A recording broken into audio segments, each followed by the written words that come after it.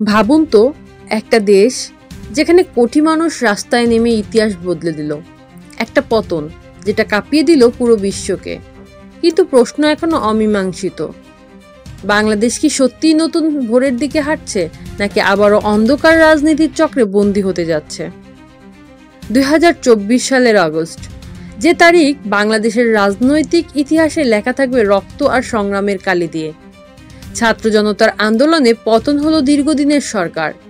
সেদিন মানুষ ভেবেছিল অবশেষে আমরা মুক্ত হলাম। কিন্তু বাস্তবতা 1 বছর পেরিয়ে গেছে, অন্তর্বর্তী সরকার এখন ক্ষমতায়। প্রতিশ্রুতি দিচ্ছে মুক্ত নির্বাচন, সংবিধান সংশোধন আর নতুন যুগের সূচনা। কিন্তু দেশে দেশে যেমন বিপ্লবের পর অনিশ্চয়তা দেখা দেয়, তেমনটাই আজ বাংলাদেশেও।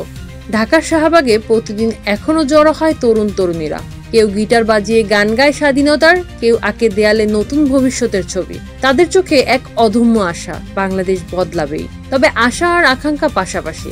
রাজপথে দাঁড়ানো এক বিশ্ববিদ্যালয়ের ছাত্র বলছিল, আমরা চাই স্বাধীন ভোট, আমরা চাই সত্যিকারের গণতন্ত্র। যদি আবারও ভোট ডাকাতি হয়, তবে এবার আন্দোলন আরো ভয়ঙ্কর হবে। তাদের এই কণ্ঠস্বর পুরো দেশকে নাড়া দিচ্ছে, যেন স্মরণ করিয়ে দিচ্ছে বাংলাদেশ এখনো অর্ধেক পথে, বিপ্লব অসম্পূর্ণ। ডক্টর মোহাম্মদ ইউনূস নেতৃত্বাধীন অন্তর্বর্তী সরকার এখনো চেষ্টা করছে আস্থা অর্জনের। নতুন নির্বাচন কমিশন গঠন হয়েছে, সংবিধান সংশোধনের আলোচনাও শুরু। কিন্তু প্রশ্ন উঠছে, এসব কি যথেষ্ট? সরকারি অফিসে গেলে দেখা যায় অনেক জায়গায় এখনো পুরনো প্রভাবশালীদের নিয়ন্ত্রণ, যেখানে দুর্নীতি আগের মতোই চলছে, যেখানে ঘুষ ছাড়া কাজ হয় না। মানুষ বলছে মুখে নতুন সরকার, কিন্তু ভিতরে আগের মানুষগুলোই তো রয়ে গেছে। এটা আসলে অন্তর্বর্তী সরকারের সবচেয়ে বড় চ্যালেঞ্জ। তারা কি সত্যিই পুরনো ব্যবস্থার শিকড় কেটে ফেলতে পারবে, না হলে তাদের সব প্রতিশ্রুতি কেবল কাগজেই সীমাবদ্ধ থেকে যাবে? এদিকে দেশের পুরনো রাজনৈতিক দলগুলো নতুন করে শক্তি সঞ্চয় করছে। কেউ চাইছে যত দ্রুত সম্ভব নির্বাচন হোক, কারণ তারা জানে দেরি হলে জনগণের আস্থা হারাবে। অন্যদিকে কেউ চাইছে সময়, যাতে তারা ভেতরে ভেতরে নিজেদের গুছিয়ে নিতে পারে। গোপন বৈঠক হচ্ছে ঢাকার অভিজাত ক্লাবগুলোতে, বিদেশি কূটনীতিকদের বাসায় বসছে নতুন নতুন সমীকরণ। রাজনীতির মাঠে শুরু হয়েছে নতুন জোট তৈরির খেলা। সবচেয়ে বড় ব্যাপার, আন্তর্জাতিক মহলও নজর রাখছে বাংলাদেশে, কারণ এ দেশে শুধু দক্ষিণ এশিয়ার নয়, বিশ্ব অর্থনৈতিক এক গুরুত্বপূর্ণ সংযোগস্থল। তেল, গ্যাস, বন্দর সবই বাংলাদেশের ভবিষ্যৎ রাজনীতিকে প্রভাবিত করছে। কিন্তু রাজনীতি যতই উত্তপ্ত হোক, রাস্তার সাধারণ মানুষ বলছে ভিন্ন কথা।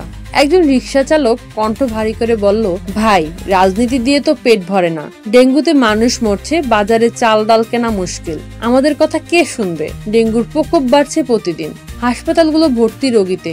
ডাক্তাররা দিনরাত কাজ করেও সামলাতে পারছে না। অন্যদিকে দ্রব্যমূল্য আকাশ ছোঁয়া, নিত্যপণ্য কিনতে গিয়ে সাধারণ মানুষ হাঁপিয়ে উঠছে। অর্থাৎ জনগণের প্রধান চাহিদা খাদ্য, চিকিৎসা, কর্মস্থান। যদি রাজনীতি এসব দিতে না পারে, তাহলে যে কোনো বিপ্লবই ভেঙে পড়ে মাটিতে। আগামী 2026 সালের ফেব্রুয়ারি নির্ধারিত হয়েছে জাতীয় নির্বাচন। অন্তর্বর্তী সরকার বলছে এই নির্বাচন হবে দেশের ইতিহাসের সবচেয়ে স্বচ্ছ আর নিরপেক্ষ। কিন্তু মানুষ প্রশ্ন করছে, আসলেই কি হবে? যদি অন্তর্বর্তী সরকার ব্যর্থ হয়, যদি রাজনৈতিক দলগুলো নিজেদের স্বার্থেই ব্যস্ত থাকে, তাহলে আবারও অরাজকতা নেমে আসবে বাংলাদেশে। এখন দেশ দাঁড়িয়ে আছে এক সন্ধিক্ষণে। একদিকে গণতন্ত্রের স্বপ্ন, যেখানে জনগণ নিজের ভোটে নেতা বেছে নেবে, অন্যদিকে বিশৃঙ্খলার অন্ধকার, যেখানে আবারও হতে পারে স্বাধীনতা। বাংলাদেশের ইতিহাস বারবার প্রমাণ করছে এদেশের মানুষ অন্যায় মেনে নেয় না। তাহলে কি আমরা দেখতে যাচ্ছি আরেকটি আন্দোলন, নাকি জন্ম নিচ্ছে এক নতুন বাংলাদেশ, যেখানে জনগণই হবে ক্ষমতার আসল মালিক? এখন সিদ্ধান্ত কেবল একটাই, বাংলাদেশ কি সত্যি পরিবর্তনের পথে হাঁটবে, নাকি আবারও পুরনো চক্রে বন্দী হবে? আপনার কি মনে হয়, বাংলাদেশ কি নতুন সূর্যের আলো দেখবে, নাকি আবারও অন্ধকার নামবে রাজনৈতিক আকাশে? কমেন্টে লিখে জানাবেন আপনার মতামত। ভিডিওটি যদি ভালো লেগে থাকে, লাইক দিন, শেয়ার করুন, আর অবশ্যই সাবস্ক্রাইব করুন আমাদের চ্যানেল। ধন্যবাদ।